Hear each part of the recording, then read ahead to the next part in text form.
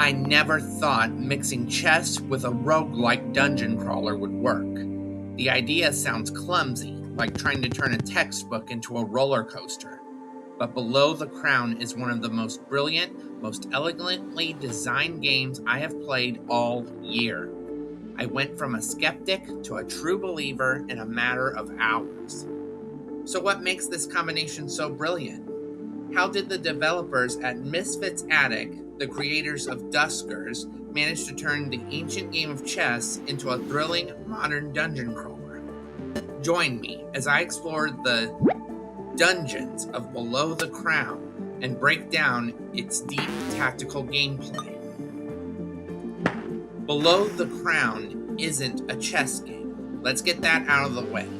It's a tactical puzzle roguelike that uses the language of chess to create something entirely new. You aren't playing on a classic 8x8 board under tournament lighting. Instead, you are cast into a dark, procedurally generated dungeon, room by room, with one simple goal: survive.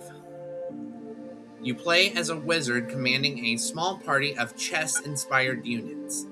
The game immediately sets a tone of mystery and pressure.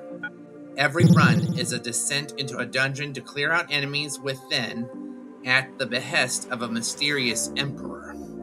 But as you'll soon find out, the rules of this dungeon are not the rules you learned in chess club. So how does it actually play? This is where the genius shines. You start each room with a small number of pieces, sometimes just your king, to be honest. You can't win by just standing still. Instead, you move your existing pieces and use spells to summon new ones, like rooks or bishops, onto the board. This single mechanic changes everything. There is no opening theory, no established lines of play. Every single room is a fresh, tactical puzzle where you have to make the most of the pieces you have and the spells you can cast. When you command a piece, it moves exactly like its chess counterparts.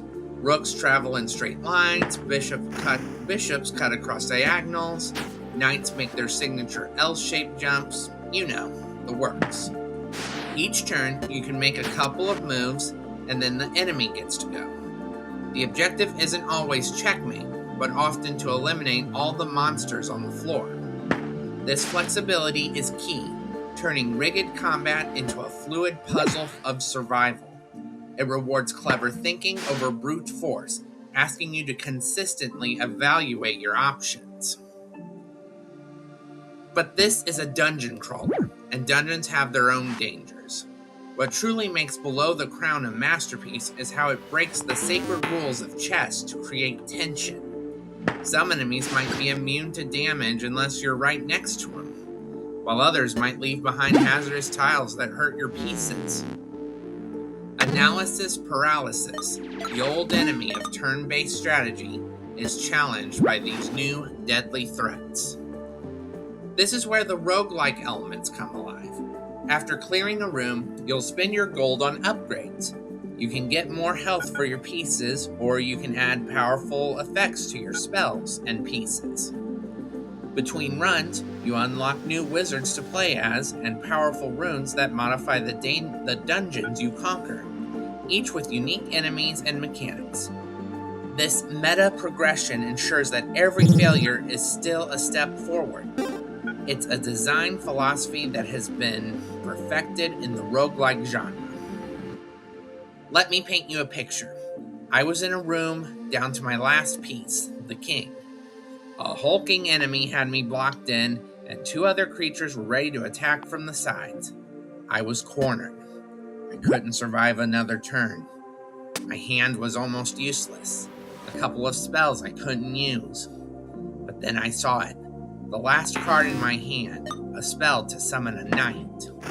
It was my only way to summon a piece that could jump over the enemy line. I played the card, landing my new knight safely behind the enemy and taking out one of the smaller attackers. From there, I could clean up the rest. It was a moment where the puzzle, the strategy, and the roguelike randomness all came together perfectly. That's the magic of this game. So, who is this game for? If you're a fan of tactical roguelites like Into the Breach or Slay the Spire, this is an absolute must-play. And if you're a chess player curious to see the game's mechanics bent into a new, exciting shape, you will feel right at home. The game does an incredible job of teaching you everything you need to know. You don't need to be a grandmaster to succeed. Below the Crown is that chocolate and peanut butter moment for gaming. Two great tastes that taste even better together. It successfully transitioned from a promising early access title into a polished, endlessly replayable 1.0 release that has earned overwhelmingly positive praise for a reason. It takes the intimidation out of chess and replaces it with the thrill of discovery. It's a genuine masterpiece and a love letter to strategy games. What are some of your favorite genre mashups? Let me know down in the comments. And if you want more deep dives into brilliant indie games like this one, make sure to hit that subscribe button. Thanks for watching.